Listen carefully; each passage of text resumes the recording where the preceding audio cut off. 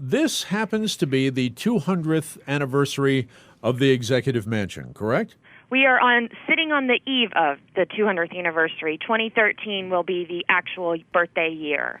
And the First Lady, Maureen McDonald, as we know, Governor Bob McDonald's wife, she told me that one of the things that is special about this particular Christmas is that you are decorating the Executive Mansion to try and represent 200 years of Christmas and holidays in the mansion throughout the years. That's right. We certainly did. We have something within the Christmas decor that represents all 71 governors of Virginia. Of course, only 54 have lived here in the Executive Mansion, but we have something, whether it is the book that Patrick Henry studied law from, the gate closer that was on James Monroe's house, and several other items. Some governors we have pictures of, others we actually have artifacts. So we were really had a lot of fun incorporating that into our Christmas decor. Now, this is a very interesting house because of the neighborhood that it's in, kind of a neoclassical design, I guess you would call it. There are other very famous houses in that neighborhood where the Executive Mansion is. One that I know about through the Richmond History Center is the Wickham Valentine House. How does that tie into the architecture of that beautiful Executive Mansion we have? Well, they are currently celebrating their 200th anniversary. They are just right down the road, about 2 blocks from us, and great friends. But Alexander Paris is a designer the architect who designed both the Wickham House and the Executive Mansion here. So while they're a little bit different, and the Wickham certainly had a little bit more money to build that house, the mansion is on a state budget, there certainly are some similarities that you will see in both of our houses. Now, if someone can't make it down to Richmond, is there a way, besides online perhaps, is there a way for them to see a photographic representation of the first house, or maybe a book of something along those lines? Well, of course, you hit on it. We do have a huge Facebook and website presence. It is /VA Gov's Mansion. But we do have a book as well, which is just fabulous. One of the first things we started working on this administration, it's called First House, 2 Centuries with Virginia's First Families. A wonderful Virginia historical author, Mary Theobald, wrote the text for it, and David Baldacci, another wonderful Virginian, wrote the introduction for us. And it's, I like to call If the Walls Could Talk. So never heard and seen before stories of the 54 families that have lived here and everything that's gone on, from the pets, pranks, kids, weddings, funerals, Christmas, just everything, and really a behind-the-scenes look of what's happened here. It is all politics aside, and just a fabulous read, beautiful coffee table book. We have the link to buy it online on the Mansion website, which is executivemansion.virginia.gov, or we have it at a lot of the wineries and historic homes around Virginia, as well as the Capital of Virginia and Library of Virginia gift shop. Wow, what a great holiday idea. Can you give me some insight as to what our wonderful First Lady of the Commonwealth, Maureen McDonald, has contributed in terms of the ideas of how to decorate the mansion this year?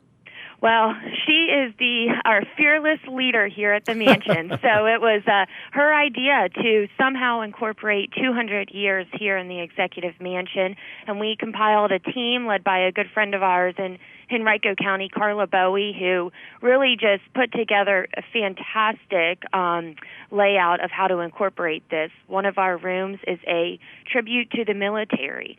So we have all of the governors who have served in the military and wartime governors that were directly affected by the administration represented in that room, as well as some wonderful items in there that are on loan by the Virginia War Memorial. We even have Colonel Carl Sitter's Medal of Honor, which not many people have seen one, and we're lucky to borrow that. We also have some items that belong to the governor's father and the First Lady's father, who both served in the military and also at war. We have a white Christmas room that represents all the governors who were in office when it snowed on Christmas Day. We have the 1950 theme room and recreated Governor Stanley's pink tree that he had. So we really just were able to incorporate the 71 governors into the various themes that we have. Now, the White House, here in the nation's capital, of course, has 54 Christmas trees inside the White House, not including the National Christmas tree or the one on Capitol Hill. How many Christmas trees do you have at the Executive Mansion this year? Well, we do have a few less than the White House. We are a little smaller. We have a whopping 5 trees in the mansion. 5?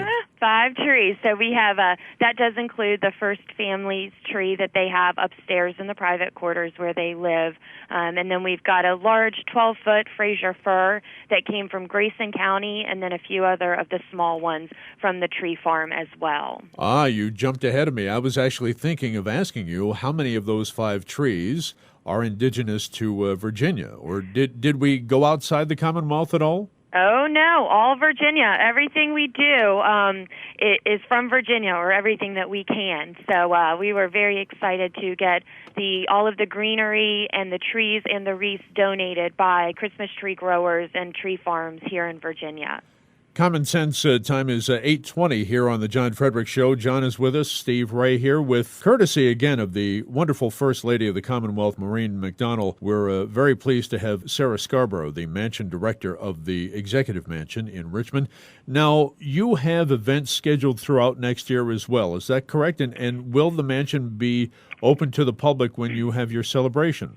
We do. March 13th is our actual 200th anniversary date, and so that whole week we are actually going to be doing a traveling road show throughout Virginia.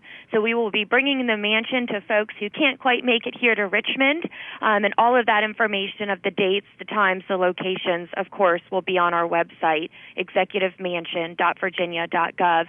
But then on Saturday, March the 16th, we will have a large birthday party here at Capitol Square with the military bands, and really bringing back the type of celebrations that they had in the early 1800s when the mansion was first built and moved in by Governor James Barbour. And after the birthday party, we will have a evening movie on the lawn, which will be the premiere of our about our mansion documentary that's being put together by Blue Ridge PBS and Appeal Production. So it'll be a great day for friends and family and everyone who wants to come out. Now, today as we air this live, and I'll tell you in advance, we will re-air this probably on Christmas Eve or Christmas Day when we have our best of that day. I want to alert people that you have tours that are open next week as well. Is that correct? 18th, 19th, and 20th, and then perhaps again in January? We do. We are open, our regular tour schedule, we are open Tuesdays, Wednesdays, and Thursdays for public tours. You do not have to make a reservation, but we do recommend it because they do fill up rather quickly. And then we will open back up January the 15th and be open for the Tuesday, Wednesdays, and Thursdays for the remainder of the year. So certainly an opportunity for everybody to come on by. Sarah, what hours during the day are those tours conducted? Is the mansion open to the public? It is from 10 a.m. to noon, and then from 2 to 4. Oh, excellent. Banker's hours. I like it. That's right. How long have you been there, Sarah? How long have you worked as the mansion director for the Executive Mansion? Hard to believe we are coming up on 3 years. So I came in with Governor and Mrs. McDonald, and we've got about a year left here. Does that position actually change with an incoming governor? It does. It does. It's a different position, certainly a balancing act for the mansion director. Of course, this is a place of business and a lot of entertaining with various events going on, but this is also their home. And this is where the governor and first lady really do live. A lot of people don't believe that, but they live here just like we live in our home. So it definitely is a very special, unique position. Now, tell the truth. Governor McDonald and Mrs. McDonald, of course, the First Lady, and their terrific daughter, Janine, who, by the way, folks, served in the United States Army in the Signal Corps, and the McDonalds, of course, are a Blue Star family. Tell the truth. The governor is addicted to that Williamsburg peanut soup, isn't he?